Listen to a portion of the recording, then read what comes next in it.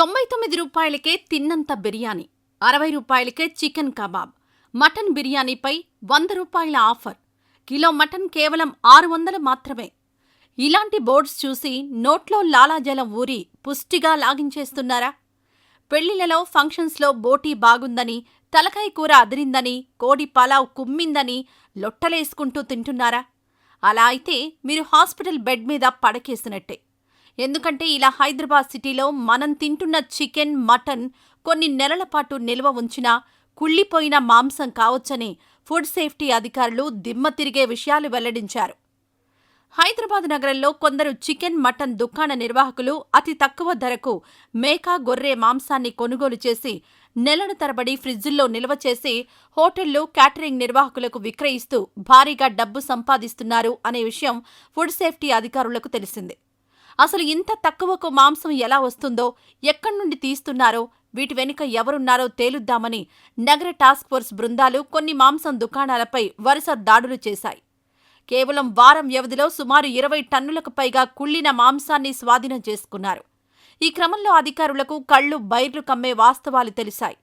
సిటీలోని కొన్ని ప్రాంతాల్లో, ఎక్కువగా సిటీ ఔట్స్కట్స్లో మొత్తం 50కి పైగా మాంసం నిల్వ చేస్తున్న స్థావరాలున్నట్లు గుర్తించారు. అక్కడ్నుండే చాలా హోటల్స్కి, ఫంక్షన్స్కి ఈ మాంసం రవాణా అవుతున్నట్టు తెలిసింది. గత 4-5 ఏళ్ల నుండి నిర్వాహకులు వేలాది టన్నుల మాంసం ఇలా అమ్మినట్టు సమాచారం. కేవలం హైదరాబాద్కి మాత్రమే కాదు, తెలంగాణ, ఏపీ, ముంబై ప్రాంతాలకు కూడా ఎగుమతి చేస్తున్నట్లు అధికారులు కనిపెట్టారు. మరి ఇన్ని టన్నుల మాంసం ఎక్కడి నుండి వస్తుంది, ఎందుకు తక్కువ ధరకు దొరుకుతుంది అనే విషయాలను ఆరా తీశారు అధికారులు. ఈ దర్యాప్తులో విస్మయం గొలిపే విషయాలు వెలుగులోకొచ్చాయి. నార్త్ నుండి ఈ మాంసాన్ని దిగుమతి చేసుకుంటున్నట్లు ప్రాథమికంగా నిర్ధారించారు. ఉత్తరాది రాష్ట్రాల్లో మాంసాహారులు గొర్రె, మేకలోని మధ్య భాగం ఎక్కువగా కొంటారు. దాంతో మిగిలిన తల, కాళ్లు, పేగులు, మిగిలిన భాగాలను అక్కడి వ్యాపారుల నుంచి నగరానికి చెందిన కొందరు దుకాణదారులు, దళారులు అతి తక్కువ ధరకు కొనుగోలు చేస్తారు. అక్కడి నుంచి మినీ లారీలు, ట్రక్కుల ద్వారా నగరానికి చేరవేస్తారు. నగరానికి అధిక శాతం కాశ్మీర్ నుంచి మాంసం అక్రమంగా దిగుమతి చేసుకుంటున్నట్టు పోలీసులు నిర్ధారించారు. ఇలా నెలకు సుమారు 200 టన్నులకు పైగా మాంసాన్ని నగరానికి చేరవేస్తున్నారు. మాంసం వాసన రాకుండా ఉండేందుకు వెనిగర్, ఇతర రసాయనాలు ఉపయోగించి పాడవకుండా ఉండేందుకు 4 నుంచి 5 నెలల వరకు ఫ్రిడ్జ్లో నిల్వ చేస్తున్నారు.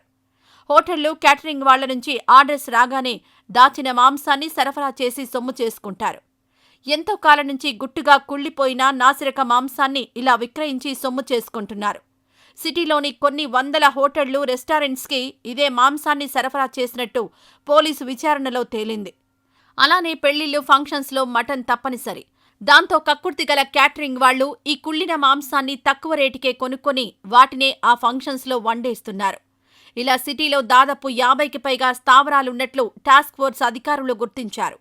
ఈ విధంగా మంగళహాట్, డబీర్పుర, చెత్రినాక, చాంద్రాయణగుట్ట తదితర ప్రాంతాల్లో నిల్వ ఉంచిన మాంసం గురించి నగర టాస్క్ ఫోర్స్ పోలీసులకు సమాచారం అందగానే తనిఖీలు నిర్వహించి 100 టన్నుల మాంసాన్ని స్వాధీనం చేసుకున్నారు. మిగతా వాటి మీద కూడా రైడ్స్ జరపడానికి అధికారులు సిద్ధమవుతున్నారు. ఈ మాంసం దందా కేవలం హైదరాబాద్కే పరిమితం కాలేదు. ముంబై, విజయవాడ, విశాఖపట్నం, నెల్లూరు తదితర ప్రాంతాల్లోని క్యాటరింగ్, మాంసం దుకాణదారులకు ఇక్కడి నుండే సరఫరా చేస్తున్నట్టు సమాచారం. నార్త్ నుండి కిలో 100-200 రూపాయలకే మటన్ తెచ్చి ఇక్కడ 400 నుండి అమ్మేస్తున్నారు. కేవలం మటన్ మాత్రమే కాదు, చికెన్ విషయంలో కూడా ఇదే దందా నడుస్తోంది. ఆరోగ్యం బాలేక చనిపోయిన వేల కోళ్లు చాలా తక్కువ ధరకే కొని వాటిని కూడా హోటల్స్ అండ్ ఫంక్షన్స్లో విక్రయిస్తున్నారు. ఒకేసారి కొన్ని వందల కోళ్లని కొంటే చాలా తక్కువ రేటు పడుతుందని వాటిని బల్క్లో కొనేసి, కట్ చేసి, నెలల తరబడి నిల్వ చేసి ఇలానే అమ్మేస్తున్నారు. అందువల్ల మాంసం కొనే విషయంలో, తినే విషయంలో 1కి 2 సార్లు జాగ్రత్తలు తీసుకోమని అధికారులు హెచ్చరిస్తున్నారు.